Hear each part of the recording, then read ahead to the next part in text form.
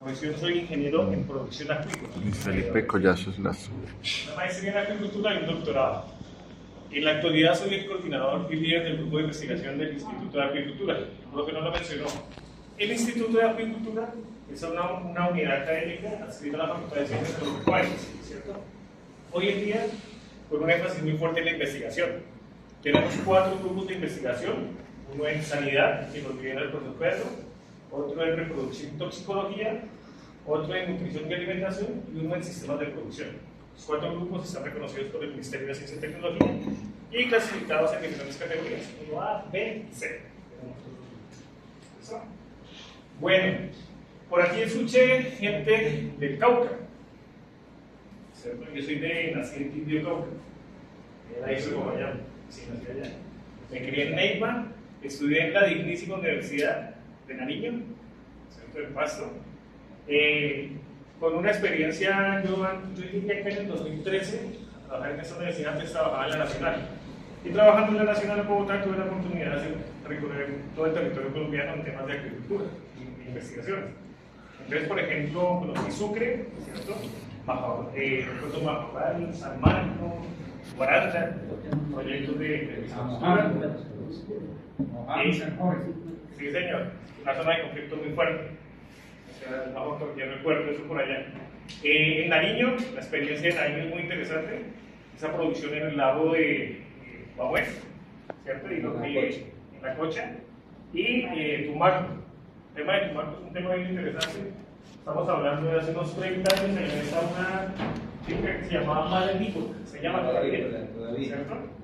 Esa fue una de las unidades de producción más importantes de Sudamérica de camarón. Ya no, eso está muy parado. Fue muy interesante. Y recorrido por otros sitios, por ejemplo, que llamaba la atención el tema de los manantiales. En el año 2019 nosotros estuvimos con los dueños de la empresa de mayor comercialización de peces ornamentales de Europa. Ellos quedan en las sedes de la República Checa, en Praga, y estuvieron por acá porque precisamente ellos sí saben la importancia de nuestra biodiversidad y de nuestra riqueza genética. Se llevan todo eso por allá y comienzan a producir.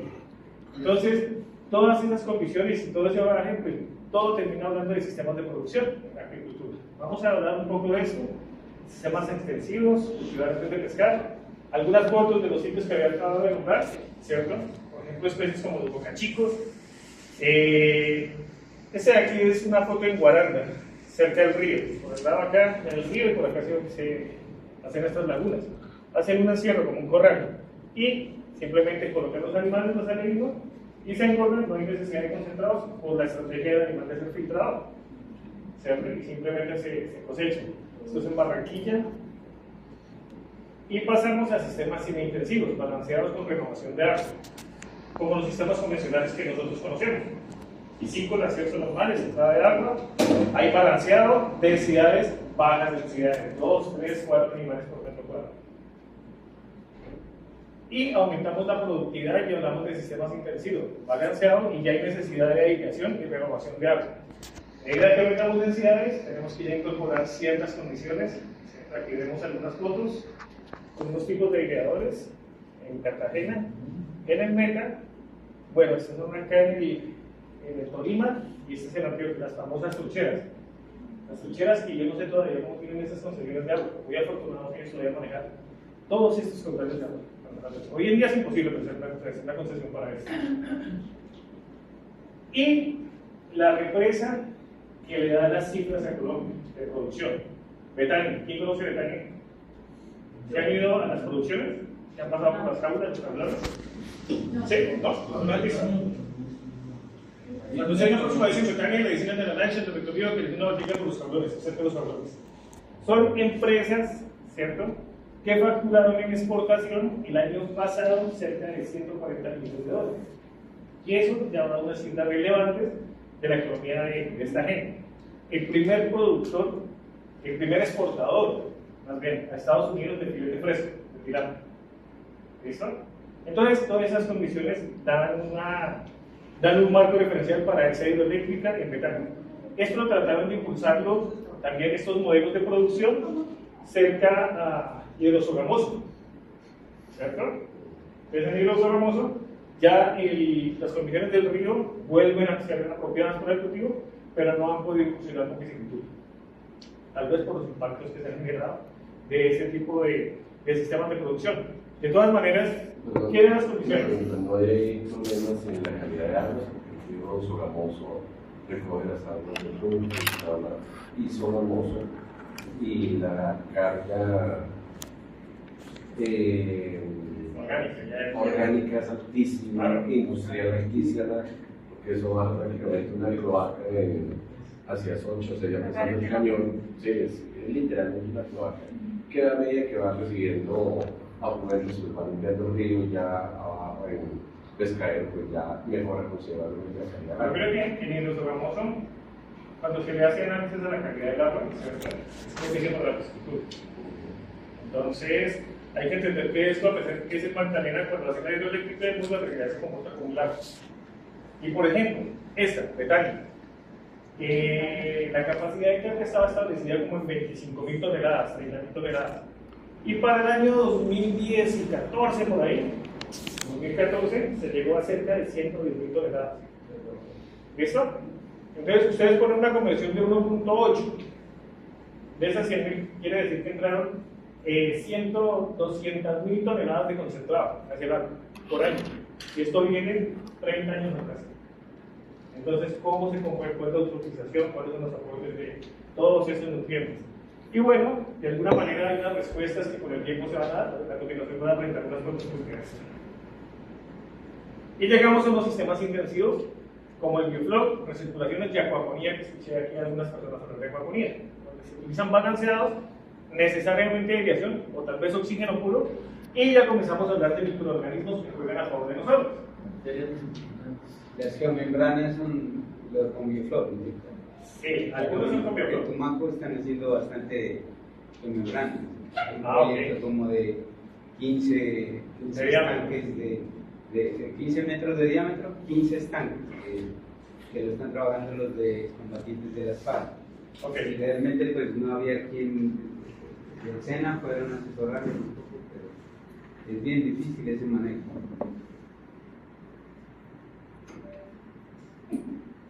¿Ya puse ahí? Sí, sí, señor. Y ese tema que usted toca ahorita de tanques en geomembrana, altas inversiones, motores, se ha convertido en una problemática en Colombia. No solo en Colombia, en México y en varios países, donde las geomembranas no dejan de ser tanques, pueden ser en fibra de vidrio, en cemento, lo importante es que no tengan interacción con la tierra, con el suelo, pero hay un importante es el manejo apropiado de las tecnologías. Y ahí hay un temita, porque el personal técnico calificado para ejecutar esos proyectos a veces queda corto, se queda escaso. No contratan al personal que Y corresponde. el agua, si no hay agua, por ejemplo, allá se está trabajando con agua lluvia. ¿Sí? Como llueve tanto, muchos de los estanques esa agua se recircula y es un problema de lanza. Entonces, lo Pero que si se se busca aplicar recircula. en algún caso microorganismos y como que nos bajó la mortalidad y aumentó el consumo de los animales. Sí, ahí la idea es manejar bien esas tecnologías, ¿cierto? Porque las tecnologías llevan algo interesante que es la baja renovación de agua. Nosotros, por ejemplo, ahorita van a hacer un recorrido donde se van a dar cuenta de los sistemas de producción. Aquí que tenemos que la única reposición de agua que se hace es por evaporación. Eso lo hace interesante. ¿Sí? Y el uso apropiado de los microorganismos. Muchas empresas utilizan microorganismos benéficos, llamémoslo así, ¿cierto? Yo los llamo betarritos, nosotros no utilizamos eso. Nosotros sacamos los microorganismos del ambiente, ¿cierto? Y comenzamos a multiplicarlos y no hay necesidad de agregar esos tarritos exportados. Perdón, y se habla también de un tema que es la simbiosis. ¿Tú conoces eso como de simbiosis? Que es lo hacen con salvado de arroz, una cosa así, y microorganismos. Pero La no sé tecnología qué- de simbiótica. simbiótica, eso. Bueno, ¿Cómo esos es son, eso? esos son unos principios bastante interesantes con el objetivo de mantener la calidad del agua y propiciar organismos del plato. ¿Cierto? Aunque yo les voy a ser sincero, les voy a presentar información, hemos hecho estudios, que yo prefiero utilizar el bioflor para producir ese zooplancton y ese plancton y mantener la condición de calidad. Yo no utilizo fermentos, en realidad. ¿no? Y cuando uno explora las investigaciones a nivel mundial, uno encuentra, no sé, unos 100 artículos científicos que soporten esa tecnología. Cuando uno busca el blog, uno ya encuentra pues, ya miles de artículos que la soportan, ¿cierto? Y bueno, son sistemas como estos, los que acabo de mencionar. En este caso es bioflor. Analíceme la fotografía. Tiene una cubierta. Sí, todo controlado. ¿Quiere ver la casilla? ¿Sí es una casilla? Lo acabas de decir, no es controlado. ¿Listo? En el Bichaná, en Puerto Carreño, nosotros tenemos una alianza con la Fundación Orinoco. Y allá se montaron unos tanques a cielo abierto. Ahí se cuenta que después los tuvimos que cubrir, porque no podíamos controlar ciertos parámetros de calidad. Y esto se trata de controlar el sistema. Ya no puede ser a cielo abierto, no podemos depender del ambiente, ¿cierto? Porque entonces no estamos manejando bien el sistema. Recuerden, en sistemas tradicionales, 2, 3 peces por metro cuadrado. Aquí puede tener hasta 60, 70 peces por metro cúbico. Todo tiene que ser muy controlado. ¿Qué otra característica ven aquí? Motores, aireación, miren que están en burbujas. Esto tiene oxigenadores. ¿Listo? Otra característica de la fotografía, polisombras. ¿Qué hace la polisombra? Evita la radiación. Y cuando yo evito la radiación o la reduzco, ¿qué pasa? Disminuye la actividad fotosintética de las algas. Evito las algas, evito lo verde. Y si evito lo verde, estoy controlando el sistema, ¿cierto? Porque si dejo proliferar las algas, comienzan las fluctuaciones de muchos parámetros de calidad de agua, como el pH. Oxígeno. pH a las 4 de la tarde, 9.5. Y a las 5 de la mañana, por allá en 6. Y esas fluctuaciones de pH no solo me afectan los microorganismos que estoy cultivando y que jueguen a favor de Sino el moco de los peces. Recuerden, los peces están ahí y tienen procesos de osmorregulación. Entonces, con esto quiero dejar claro que tenemos que tener conceptos de calidad de agua, de microorganismos y de los peces, de la fisiología de los peces. Y ahí vemos que a medida que aumentamos en estas tecnologías, pues tenemos que tener una mayor comprensión del agua, de los peces y de microorganismos. ¿Listo? El piso ahí es de que no te digas. ¿La verdad? Ahorita vas a ver un tanque de estos, porque es una 8. Tecnologías como los sistemas de recirculación. Bueno, aquí, importante, todos los procesos, las excreciones de los peces, ¿cierto? ¿Cuál es la principal vía de excreción de los peces? Las branquias. ¿Listo? Después sigue las heces y la orina. Pero las branquias es la principal vía de excreción. Pues ese nitrógeno, por ejemplo, de las proteínas, pues empiezan por las branquias y está disuelto en el agua. ¿Cómo hago para que, y a medida que aumentan los peces y el concentrado que estoy dando, se aumentan las concentraciones en el agua? ¿Qué hago para que no se intoxiquen los peces? Las bacterias. Las bacterias comienzan a oxidar, para que ese nitrógeno, con eso evito la toxicidad de los peces. ¿Listo? Entonces todo funciona dentro del tanque, en esa tecnología, la del bioflor. Pero en los sistemas de recirculación, lo que hacemos es sacar el agua y tratarla por filtros mecánicos, filtros biológicos, ¿cierto? Mantienen y le dan las condiciones de calidad de agua y retorna el agua al tanque de producción. Solo que esa tecnología es un poquito más costosa, ¿cierto? Los equipos son costosos, son caros. Yo no sé si la empresa que ustedes nos están poniendo allá es esta, Greenpeace. Esta empresa que ya cerca como allá, unos 5 kilómetros. Sí, María la primavera. ¿Qué se hace con esto? Y mire cómo ya entramos en conceptos de economía circular. Acuaponía. Producción de peces. Se generan sólidos y se genera nitrato por los procesos de nitrificación. ¿Qué se hace con los sólidos? Se retiran y con el nitrato se cultivan los verdes, además de algunas adiciones de los nutrientes, micronutrientes sobre todo. Y de esa forma pues, damos todos los nutrientes y devolvemos el agua en mejores condiciones a la producción de peces. Esto es unos sistemas de producción bien bonitos donde se unen los sistemas de recirculación y la hidroponía. Sí, nosotros tenemos allá en la granja nuestra. ¿Cuándo les costó instalar? La verdad es que fue con un proyecto Senova y después con un proyecto de.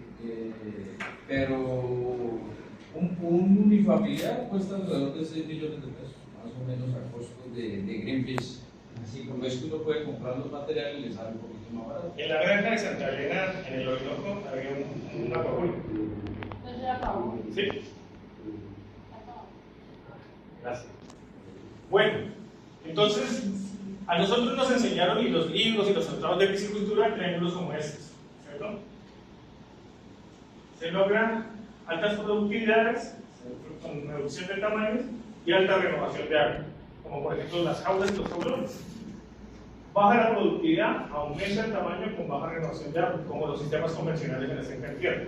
Tenemos baja renovación de agua, altas algas, los estanques son grandísimos, y la productividad son 2-3 peces por metro cuadrado. Con la implementación de tecnologías emergentes, ese triángulo lo que hizo fue hacer esto. Una alta productividad, 60-70 peces por metro cúbico, con bajo tamaño, listo, miraron que es en tanques, y con muy poca renovación de agua. Y cuando digo poca renovación de agua, quiero decir que ya no necesitamos estar al lado de un río para producir.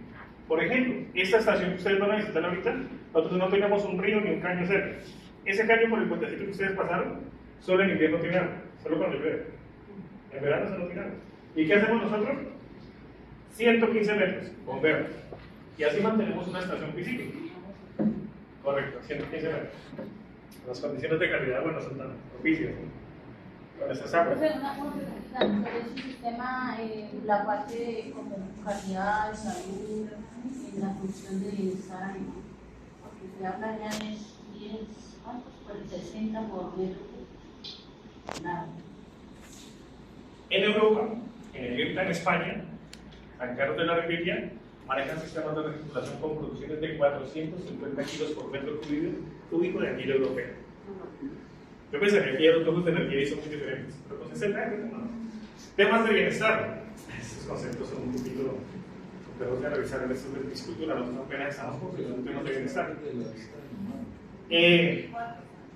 Si hablamos de enfermedades y de patógenos, si estos sistemas son bien manejados, incluso son benéficos, porque uno comienza con una competencia bacteriana, ¿cierto?, de bacterias benéficas que en realidad desplazan los posibles patógenos como los virus y las pseudomonas. Y eso sí está demostrado, o sea, es bien interesante. Si lo vemos desde ese enfoque, incluso tendría mejor bienestar que en los sistemas tradicionales. Eso. Entonces, lo que tengo yo en una granja de 32 hectáreas, con una biomasa de 1 kilo por metro cuadrado, lo puedo hacer en una hectárea con biomasa de 32 kilos por metro. ¿Ven cómo se reduce? Y menos agua. La pregunta es, ¿cómo paso de tener un pez por metro cuadrado a tener esto? Y aquí hablamos de capacidad de carga. No soportan, ¿cierto? Pero sobrepasa la capacidad de carga para la cual se ha establecido este sistema. ¿Listo? Pero eso pasa en el extranjero, eso pasa por allá, no sé, en África. Acá en Colombia no pasa eso. ¿Y cuando hay vehículos? Y dice elegancia y confort. Los 30 llevados a ese cuerpo mensajes.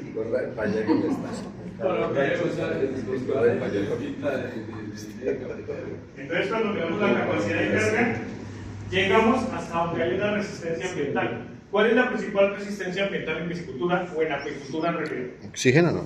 El oxígeno. Los animales se mueren por oxígeno, por oxígeno, por oxígeno. ¿Y tercero? ¿Y cuarto? No, por compuestos nitrogenados. Y ahí queda la importancia de los compuestos nitrogenados, como el amoníaco y como el nitrito. Sí, Son tóxicos para los peces. Sí, eso es lo que se mide en el KIDAPI. Correcto. Se mide en el KIDAPI. Eso. Entonces, si ya nosotros identificamos, como lo acabamos de hacer ahorita en estos perjuicios, ¿qué tenemos que hacer? Generar subsidios para poder soportar la capacidad de carga que necesitamos. Capacidad 1 o 2. Por debajo de la capacidad. Bien. Sí, señor. Pero como nosotros estamos acostumbrados a llevar al extremo, vamos a llevar esto así. ¿Y este sistema podría soportar esta capacidad de carga? Sí, a partir de unos subsidios. ¿Cuál sería el subsidio para ese sistema? Algo como eso. Ahí ya está dentro de la capacidad de carga. ¿Qué generamos? Una plataforma, ¿cierto? Unos métodos donde se generan los subsidios, 4 ruedas más plataforma. Y ese ya lo soporta. Cuando nosotros analizamos los sistemas hasta aquí, ¿cierto?, están dentro de esos triángulos, así bajo esos conceptos, ¿cómo solventamos nosotros los problemas? Oxígeno y materia orgánica, como lo dijo el señor. Calcular qué cantidad de oxígeno necesitan los peces y qué cantidad de oxígeno se requiere del sistema para poderlo ser eficientes, ¿no? se hacen pruebas, 1,3 kilogramos por metro cuadrado, Viscosechi, que ya muy poco lo usan, genera muchísima información, y estamos dentro de la capacidad de carga. Aumentamos las capacidades, las densidades de siembra, y tenemos que solventar ahora sí, a través de motores, ¿cierto? Aeradores. Seguimos aumentando la capacidad de carga. Pues aumentamos los motores en el sistema, ¿cierto? Y colocamos más aireadores. Recuerden que lo que hacemos ahí es, a partir de unos equipos, ¿cierto?, airear el sistema para aumentar el oxígeno. ¿Qué porcentaje de oxígeno tiene el aire? ¿Se acuerdan? 16. Máximo 16. 72, sí. Porque tiene 70. El aire tiene cerca del 20.95% de oxígeno. A nivel del mar. Y a medida que subimos, eso. Eso que acabas de decir es muy interesante cuando calculamos la eficiencia de los aireadores. Es muy diferente cuando los trabajamos a nivel del mar. Y las tablas que uno ve de eficiencia de los aireadores están sobre el nivel del mar. ¿Listo? Entonces ahí tenemos que ir calculando a medida que vamos subiendo. Hasta que llega un punto de una trinchera, por ejemplo, y yo colocaría un bloque. No es eficiente, la pérdida es bastante alta. Y aumentamos. Nuestra realidad es esta: cultivos extensivos y semi-intensivos. Esa es nuestra realidad en Colombia. Las producciones en jaulas. Eso es. Y para llegar a esa intensidad, nosotros tenemos que tener una comprensión de qué es lo que pasa en los estanques. Y esto, vamos a las ciencias básicas, qué pasa con ese fitoplancton, respiración, fotosíntesis, producción de oxígeno, consumo de oxígeno que se está dando en estos sistemas. Aumentamos la densidad y no solo se vuelve crítico el oxígeno, sino que ya estamos hablando de materia orgánica y de nutrientes como el hidrógeno y el fósforo, y la disponibilidad de estos compuestos como el amoníaco, que son tóxicos para los animales. Y eso es lo que tenemos que contrastar.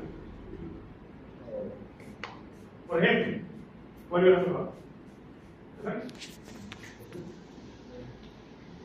Si ustedes me dejan bien los correos electrónicos, Andrés, yo comparto su relación, no hay problema. Una pregunta, ¿se puede bajar la concentración de sulfides con el volumen de agua?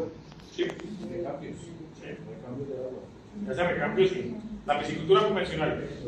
Entra el agua, sale el agua y se lleva todo, se oxigena y se lleva todos los compuestos, todos los nutrientes. Pero no todos tenemos esas posibilidades. Sí, pero no se tiene la posibilidad de... Entonces, la materia orgánica es la unidad de cultivo, es inevitable que disminuye la capacidad de carga y la productividad. Nosotros tenemos una herramienta en campo para los piscicultores convencionales, y yo lo veo mucho en las estaciones piscícolas, excepto en la finca, pero casi no la utilizan, es el disco Sechi o Sechi. ¿Esto sí lo han visto? Sí, claro. Sí. ¿Se ve? ¿Qué mide? La turbidez. Por ejemplo, si me da 10 centímetros, ¿qué me dice? ¿Cómo? Si yo lo meto y ya pierdo la tonalidad a los 10 centímetros, ¿quién me dice eso? Los sólidos. Ok, ¿y cuánto sería bueno?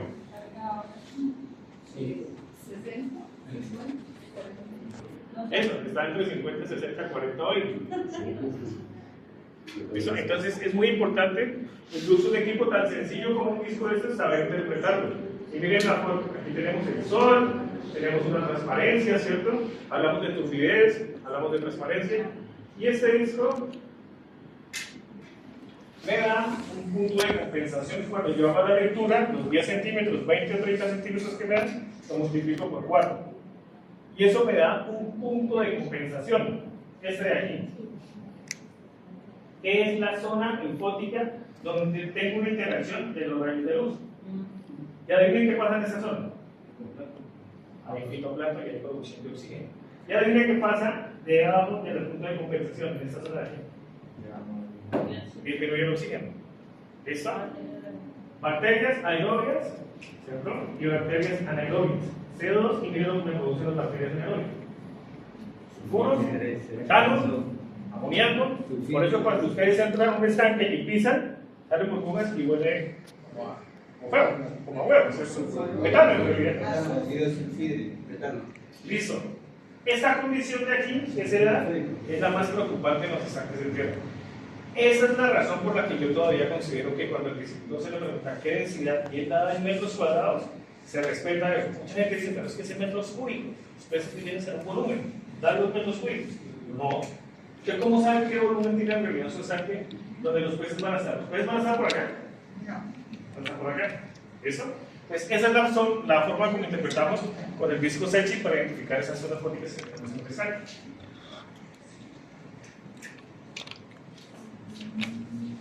Por ejemplo, el disco midió 30 y el estanque midió 1.5. Cuando lo multiplico, de ese 30 centímetros tengo una zona fónica de 120 centímetros. ¿Eso? De 120 centímetros sobre esos 150 que tengo. Pero si me da 20, el punto de compensación está en 80 centímetros y 70 centímetros son esa zona anaerobia o esa zona de penumbra, donde sean reacciones que no son aerobias, sino que son de reducción. Y esas reacciones de reducción por esos microorganismos me generan gases que son tóxicos para los fluidos también. Mira cómo juego en contra de mi sistema, señor. Pero, o sea, se supone que uno pone el aireador y al final compensa eso y la recirculación del agua en el caso de los acuaportos. O sea, no importa, allí igual se toma la medición del disco Secchi. ¿sí? Y aplica tal cual o por haber recirculación no, porque la película claro, cambia. aquí estoy hablando de estanques en tierra. En acuaponía, en bioflora, en recirculación, esta estratificación no se da, porque no es homogéneo, por la idea de ser bueno, precisamente. ¿Listo? Bueno, y cuando uno maneja bien mi sistema de nutrientes, nitrógeno y fósforo, pasan cosas como estas. ¿O no han visto estanques así? Sí. Aquí se van a dar una noticia y aquí encuentran estanques así. ¿Listo? Y cuando miran esto, esas algas o esas microalgas están relacionadas con cianobacterias, filamentosas, y resulta que muchas veces son tóxicas. Incluso hay gente que dice que el pescado sabe a barro. Y sí, en algunas ocasiones hemos comido ese pescado que sabe a barro. Ese es off-flavor. ¿Qué pasa? Filtran, las tilapias filtran. Las cachamas hasta unos 800 gramos, 180, son filtradoras también muy buenas. Y filtran todos esos microorganismos. Y los microorganismos son los que tienen ese sabor a barro. No es que estén allá en las carpas izquierdas, como el bocachico. Entonces, esa es el sabor, pero esa es una de las razones. Y eso juega en contra de todo el sistema. Sobre todo, que esto de aquí, en el día, tiene muy buen oxígeno. Pero a las 6 de la mañana. Miren lo que pasa. A nuestras cacharitas. Porque en el día hacen fotosíntesis, pero en la noche solo respiran. Y aquí hay que tener otro criterio que es este manejo de lodos. Esas bacterias que ustedes me hablan que se le agregan a los estanques, en realidad surgieron para la industria camaronera, para ayudar a solventar esas capas orgánicas que se generan en esas piscinas. Claro, una piscina es una camaronera en mar agrícola, en Tumaco, o las de Quito, no, las del Ecuador, 10 hectáreas. 10 hectáreas, una piscina. Provincia de Guayas. La provincia de Guayas, sí señora. Entonces, claro, eso es otras consideraciones. Y cuando se dieron cuenta que eso degradaba bien la materia orgánica, pues dijeron, metámoslas, por ejemplo, en Bioflot, para que me degrade la materia orgánica. Pero eso es un arma de doble filo, hay que tener mucho cuidado con el manejo de las bacterias, porque se vuelve adicto el sistema. Se tiene que estarle suministrando. Deja de suministrar, se le suben los compuestos nitrogenados. Se estresa el pez. ¿Y sabe cuáles son los primeros microorganismos que proliferan ahí? Patógenos. Después se mueren los peces y usted está en ese, tiene ya flora. Pero si usted estabiliza un bioflora, o una recirculación, o una acuaponía bien, con el tiempo no tiene necesidad de agregar ninguna bacteria. Ningún tipo de estos tipos de bacterias son resistentes.